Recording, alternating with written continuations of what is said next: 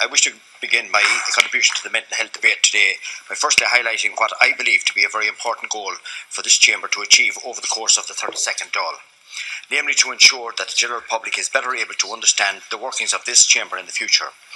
I say this, with regard to the controversy that unfolded around this mental health debate on the 5th of May and to the fallout of social media over the supposed poor attendance and lack of interest in the topic.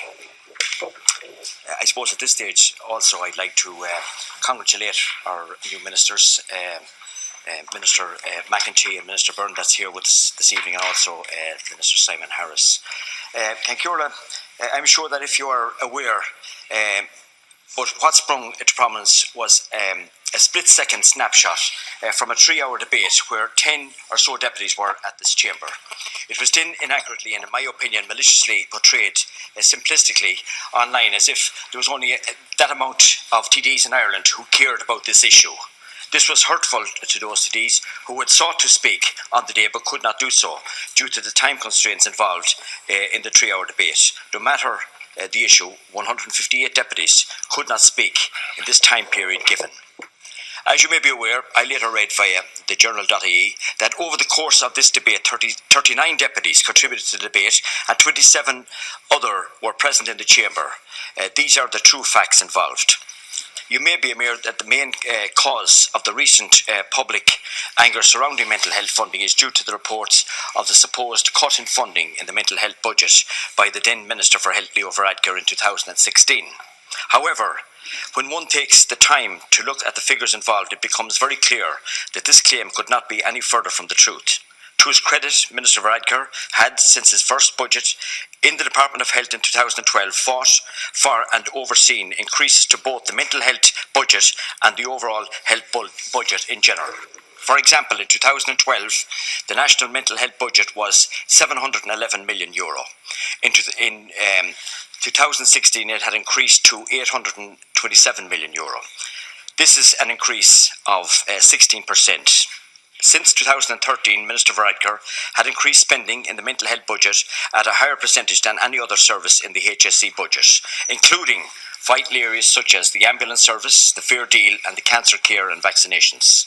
This is a very important aspect to understand, so I will repeat. He increased funding in the mental health budget every year since he was appointed Minister, and at a higher percentage than any other service in the HSE. To say otherwise is wrong and should be challenged with the facts involved. However, Las Cancurla, unfortunately, this type of factual information is not as popular as shareable online. But this is the world we now live in, and which we, our public representatives, must rise to meet. The real difficulties for mental health services came during 2008-2012 when the mental health budget was reduced substantially, like all other areas of the health service.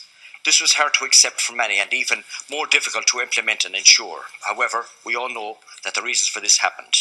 They lie with the bad management of the economy, the financial crash that followed, and the loss of our economic sovereignty.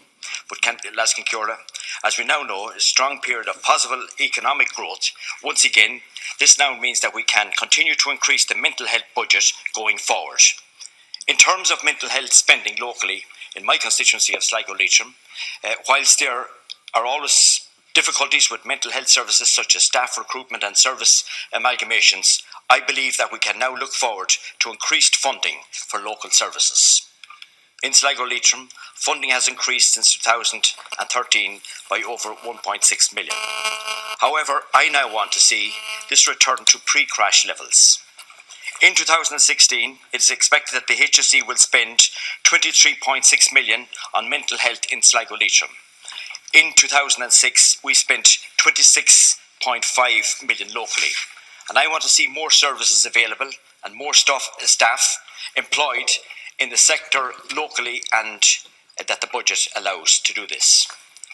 To conclude, I believe that we need to see a continual increase in funding for the mental health budget going forward. However, I am confident that reforms, new staffing appointments and management changes are all aspects which will also have a beneficial effect going forward. Our mental health is very fragile, sensitive and open to fluctuation. This is normal. Being able to talk to someone about our province is key, in my opinion. We need to break the stigma and illuminate the point that it is okay to feel down and unhappy. This is part of life. I believe that campaigners such as the HSE's Little Things campaign are very important, and websites and online sources such as joe.ie deserve credit for promoting mental health awareness and advice to large audiences. I hope the state will continue to improve our overall services on offer, and I look forward to this happening.